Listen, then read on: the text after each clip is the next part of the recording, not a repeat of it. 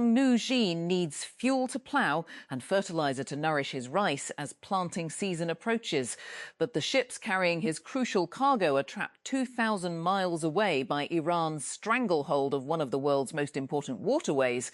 Now, the farmer is running the calculations. Can he survive when the costs of fuel and farming come to more than he earns from selling rice? US President Donald Trump has said he would accept a 20-year suspension by Iran of its nuclear program in what appears to be confirmation of a shift in position away from a demand for a total end to it. Trump said it had to be a real 20 years. Previously, he has called on Iran to permanently cease enriching uranium, a stage in making a weapon, and to be prevented from ever acquiring nuclear weapons. A retired French sports teacher is in custody after being caught making sexual propositions online to a 14-year-old girl, except that the 14-year-old girl was not a 14-year-old girl.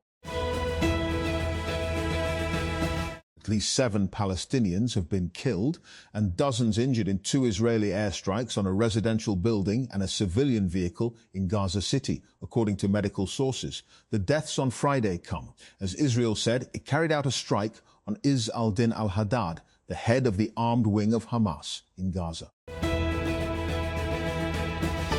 The lawyers for Mahmoud Khalil, a former Columbia University student targeted for deportation by the United States government over his pro-Palestine advocacy, have called on an immigration appeals court to reopen and terminate his case. The latest legal appeal points to new evidence, some of which was documented in media reports, suggests that the Trump administration secretly engineered the outcome of his immigration case to duration to make an example of him. A former security chief in Mexico's Sinaloa state has been taken into US custody on allegations linked to the Sinaloa cartel, according to federal court records and reports unsealed late Thursday. Gerardo Merida Sanchez, 66, who served as Sinaloa's public security secretary from September 2023 to December 2024, was arrested in Arizona on May 11 before being transferred to New York. One of the most entertaining moments in VC this week was a piece of rage-bait marketing from General Catalyst in a now viral post on X that parodies the old Mac versus PC commercials. The venture firm, better known as GC, posted a VC versus GC video on Wednesday. The VC was played by a tall actor in a baggy shirt and vest with a distinctly large bald head, an apparent dig at Andreessen Horowitz co-founder Mark Andreessen. But the real Andreessen never looks that dishevelled. Investors can't seem to get enough of RJ Scaringe or his ideas. In less than a decade, the serial entrepreneur best known for his EV company Rivian has raised us more than $12.3 billion from venture capital firms, as well as strategic and institutional investors for his 3. X, the latest $400 million raised for his new venture, or Bayed. Investors are still happily piling in.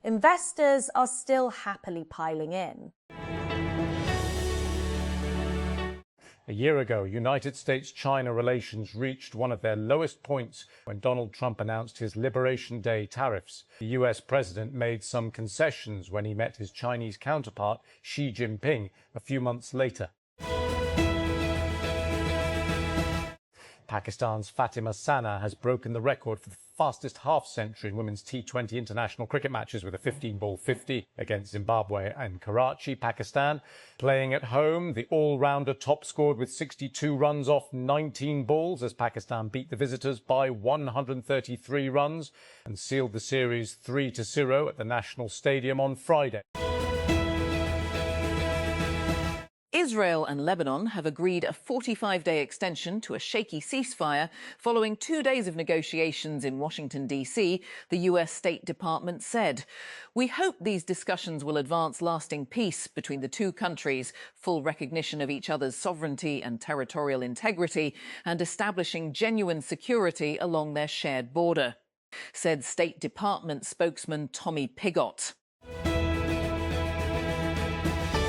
Ukrainian President Volodymyr Zelensky says strikes targeting Russia's oil industry and military production facilities are entirely justified after Moscow flattened an apartment block in Kyiv, killing at least 24 people.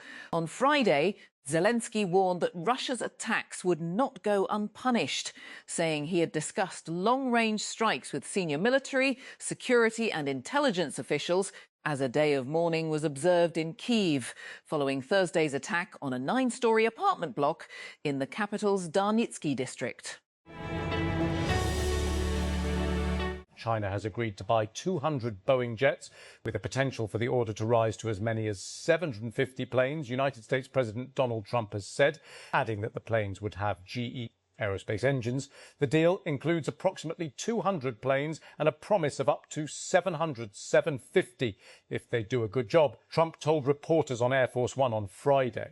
More details about the deal, such as which type of jets and when the order would be delivered, not immediately available.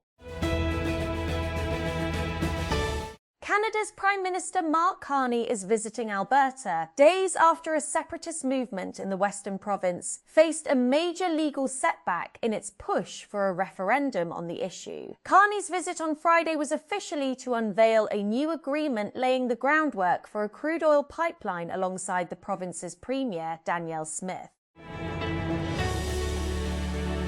There are currently 10 global cases of hantavirus, the World Health Organization, WHO, has said, lowering its earlier figure of 11 after a person who was thought to have contracted hantavirus was confirmed to be negative. Maria van Kerkhove, the director of the WHO's Department for Epidemic and Pandemic Preparedness and Prevention, said on Friday that the earlier count included one individual who had an inconclusive test.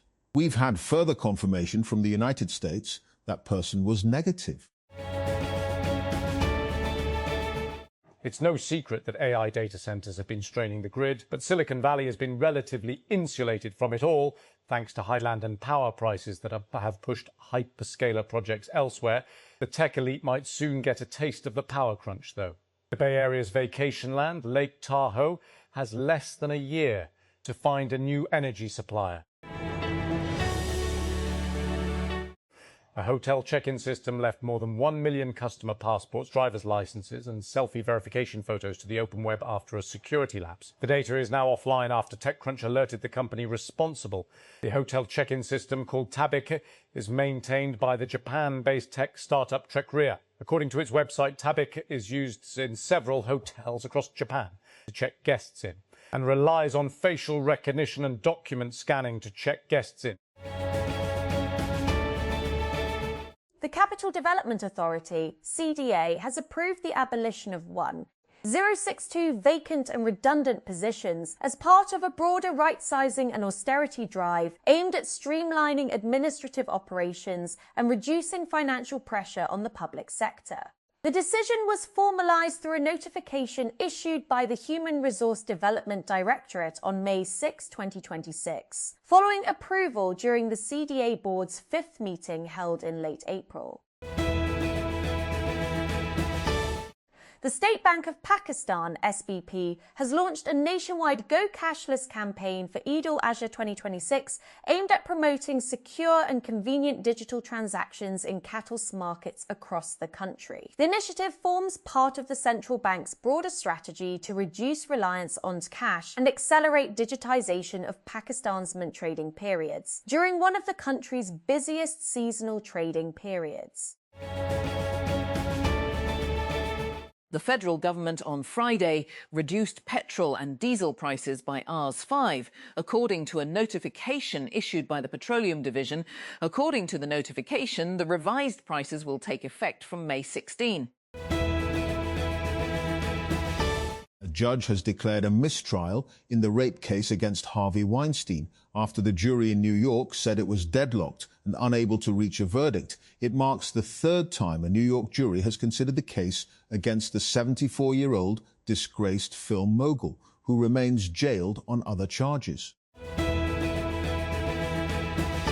Despite a fragile US-brokered ceasefire in Gaza, Israel carried out a strike targeting Hamas's most senior military leader, according to a joint statement from Prime Minister Benjamin Netanyahu and Defense Minister Israel Katz. Israel held Izz al-Din al-Haddad responsible for being one of the architects of the Hamas-led attack on October 7, 2023, and for holding hostages in the attack's aftermath. Israel also accused al-Haddad of refusing to implement the agreement led by US President Donald Trump for Hamas to disarm and for the demilitarization of the Gaza Strip.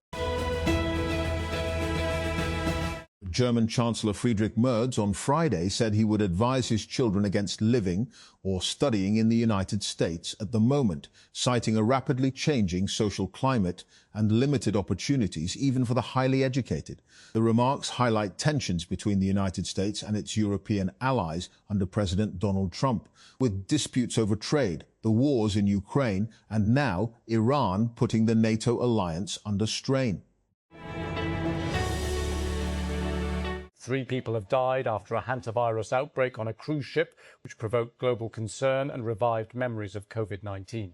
Experts stress it is not the same virus, but after the pandemic, trust is fragile. What does this cruise ship outbreak reveal? In this episode, Russia launched more than 1,400 drones and 56 missiles into Ukraine on Wednesday and Thursday.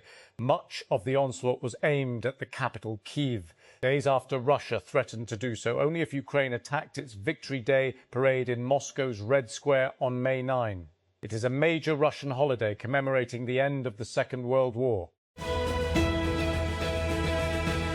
United States President Donald Trump has departed China following a 3-day trip, touting several broad trade deals, but suggesting little progress on key issues related to Taiwan. Trump's visit, the first of his second pomp and circum-term, was filled with pomp and circumstance, including a greeting from waving children and a military honor guard, a private tour of a secretive former imperial garden, and the Confucian 15th century Temple of Heaven.